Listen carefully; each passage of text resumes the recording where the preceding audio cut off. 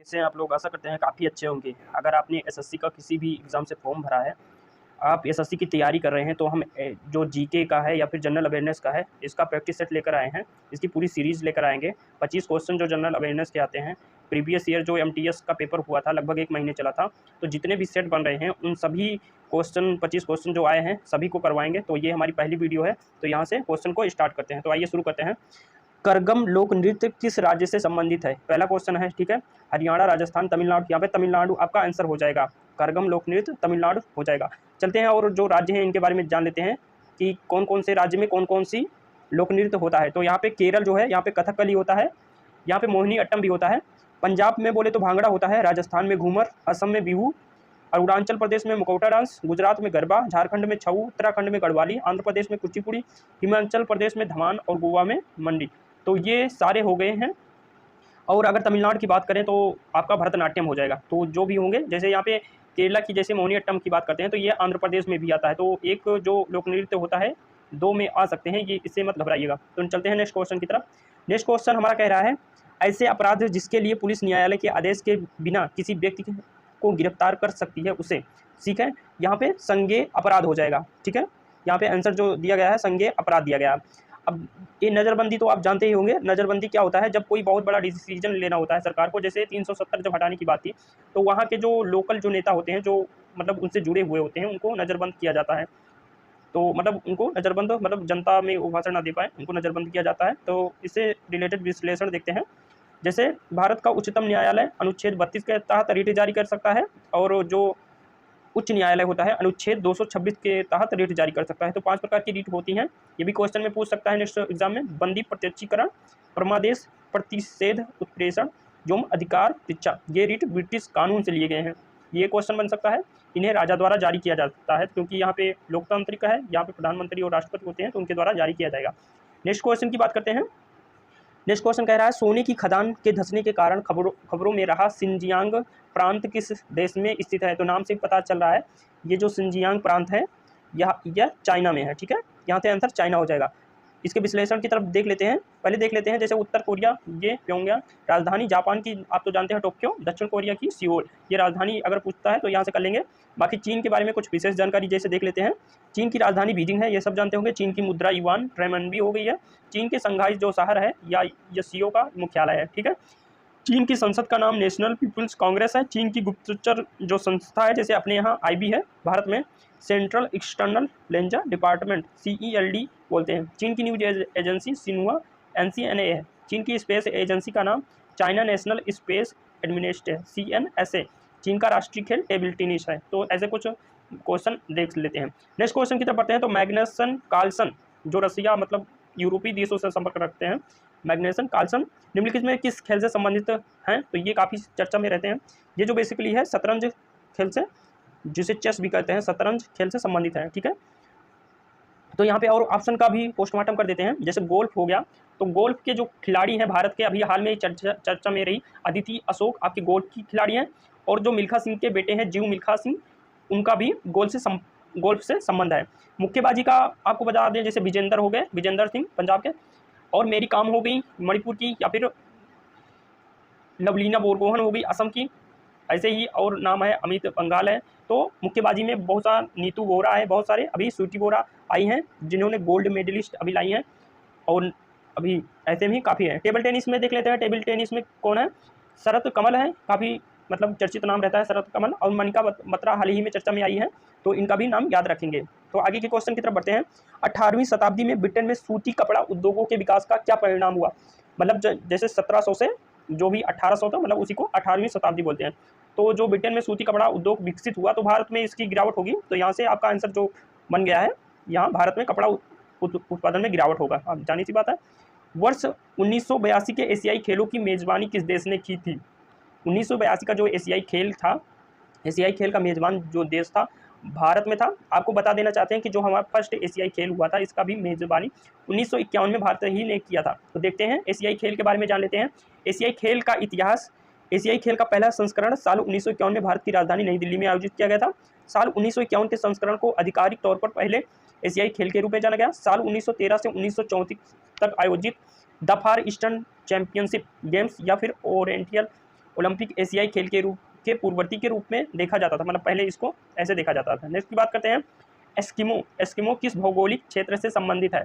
तो एस्किमो जो होती है ये क्या होती है? एक प्रकार की जनजाति होती है, तो ध्रुवीय क्षेत्रों में निवास स्थान करते हैं, ध्रुवीय क्षेत्रों में रहते हैं, और ये इनका क्या होता है? इनका बर्फ का जो है घर होता है, ठीक है, बर्फ के घर बनाते हैं ध्रुवीय क्षेत्रों में, जिन्हें इग्लू कहते हैं। इग्लू कहते हैं बर्फ के घर। और बर्फ का अभी जो इग्लू कैफे खोला गया है हाल ही में लद्दाख में खोला गया है, ये करंट का क्वेश्चन बन सकता है, तो आप लोग याद रखेंगे, ठीक है। नेक्स्ट क्वेश्चन देखते हैं, और इसमें देख लीजिए उष्णकटिबंधीय वर्षावन क्षेत्र, तो जो हमारे भूमध्य रेखीय क्षेत्र वाले एरियाज होते हैं इसमें ज़्यादा जैव विविधता पाई जाती है और उष्णकटिबंधीय वर्षा वाले वन पाए जाते हैं, ठीक है। नेक्स्ट क्वेश्चन की बात करते हैं, भारतीय संविधान की प्रस्तावना में किसी व्यक्ति की गरिमा को सुनिश्चित करता है? तो यहाँ पे आपका आंसर हो जाएगा बंधुता। बंधुता जो होता है किसी देश की या भारतीय संविधान में प्रस्तावना में किसी व्यक्ति की गरिमा को सुनिश्चित करता है। नेक्स्ट क्वेश्चन की तरफ बढ़ते हैं, अशोक के अभिलेखों के अनुसार निम्नलिखित में कौन सा मगध साम्राज्य एक प्रांतीय केंद्र नहीं था? ठीक है, तो दो तोसली था, ये बेसिकली क्या था? कलिंग जो क्षेत्र था उसकी राजधानी थी।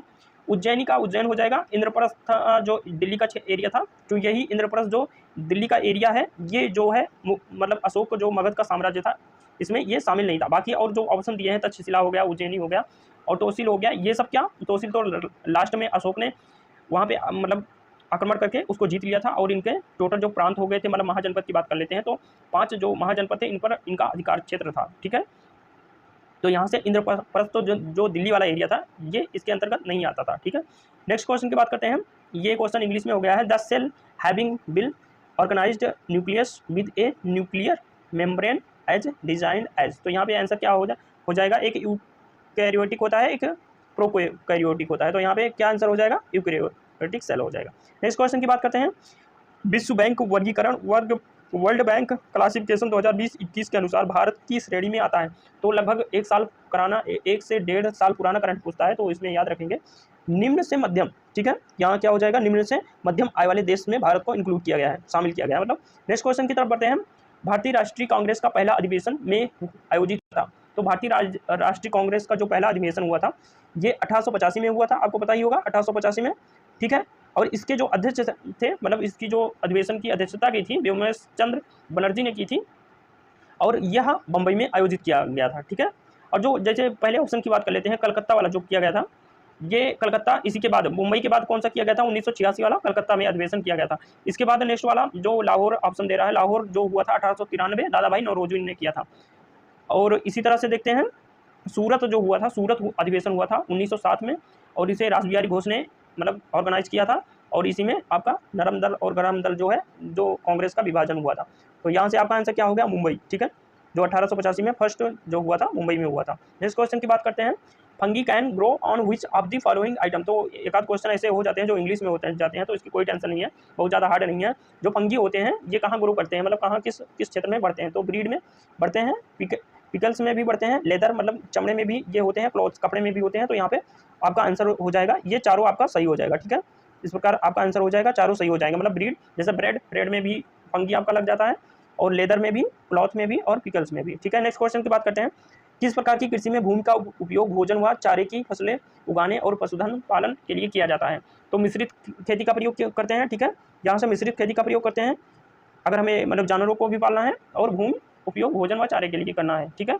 रोपण की बात करते हैं, रोपण की बात करते हैं तो जैसे रोपित करते हैं, नर्सरी, पहले बीजों की नर्सरी लगाते हैं, इसके बाद उसको रोपित करते हैं, जैसे धान के बीजों की पहले मतलब तैयार करके इसके बाद खेतों में उसको रोपते हैं। प्याज की जैसे हो गया, प्याज को भी रोपते हैं।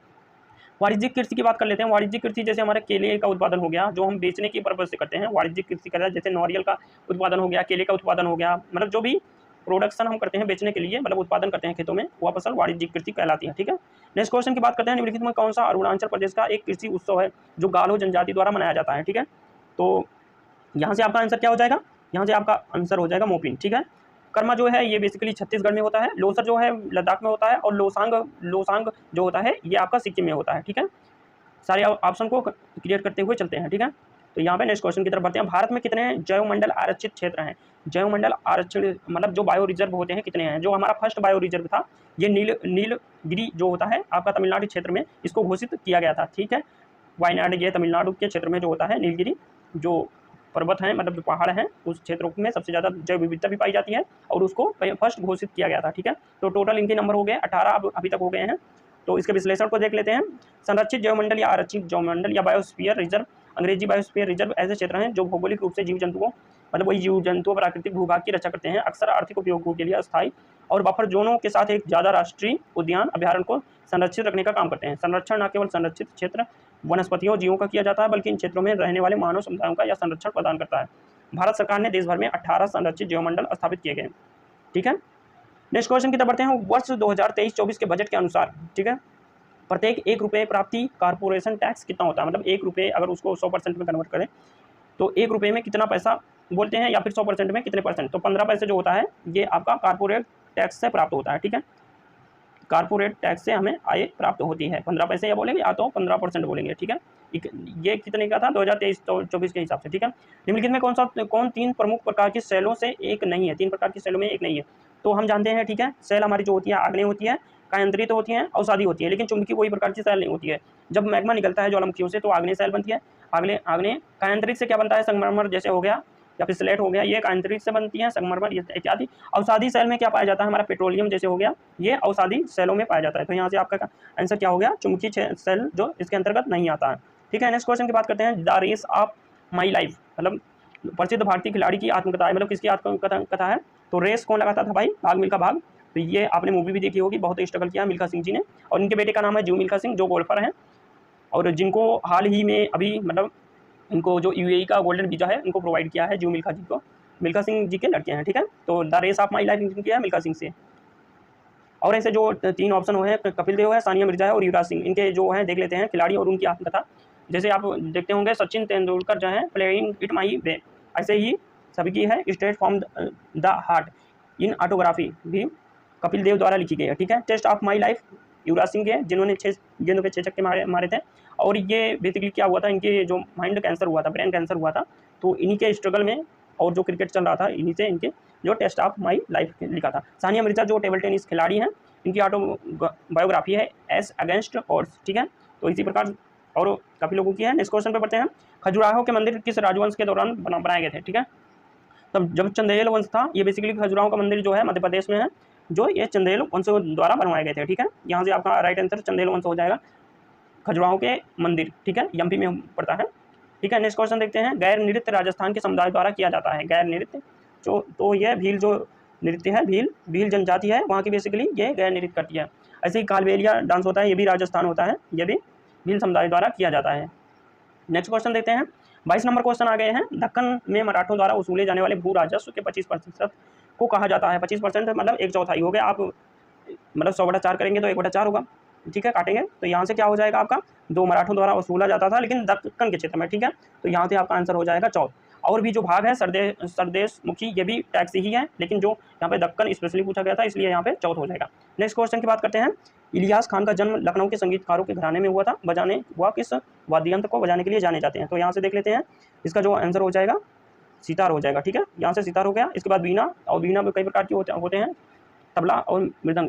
इसका विश्लेषण देख लेते हैं। नेक्स्ट मशहूर संगीत वाद्य यंत्र और उनके वादकों। तबला जैसे जाकिर हुसैन, शाबिर खान, अल्लाह रखा, और पंडित जो मेन हो गए यहाँ से हो गए पखावत, तो ताराम शर्मा, गोपाल दास, रामशंकर पागलदास। ठीक है, पंडित अयोध्या प्रसाद, और मृदंगम का हो गया SB राजा राव, KB प्रसाद पालघाट, और मणि अय्यर पालघाट, इंपॉर्टेंट। ठीक है, तो यहाँ से नेक्स्ट क्वेश्चन की तरफ बढ़ते हैं। हमारा 24 नंबर का क्वेश्चन है। मानव शरीर का सामान्य ताप क्या होता है। ठीक है, जो सामान्य ताप होता है डिग्री सेंटीग्रेड में, यहाँ पे सारे ताप को दिया गया है, तो यहाँ से क्या हो जाएगा 37 डिग्री आपका टेम्परेचर हो जाएगा। इसी को फारेनहाइट में बदलेंगे तो 98.4 या 6, कहीं 98.4 देता है, कहीं 6, तो यहाँ से ये आंसर हो जाएगा। ठीक है, नेक्स्ट क्वेश्चन की तरफ बढ़ते हैं।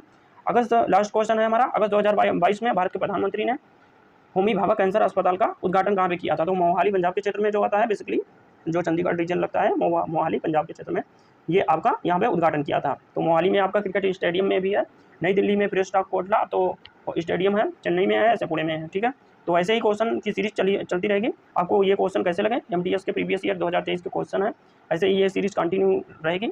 आप जो भी आप कमेंट बॉक्स में करना चाहते हैं क्वेश्चन अपना कर दीजिएगा, और आप फीडबैक जरूर दीजिए। ठीक है, मिलते हैं तो किसी नेक्स्ट वीडियो में।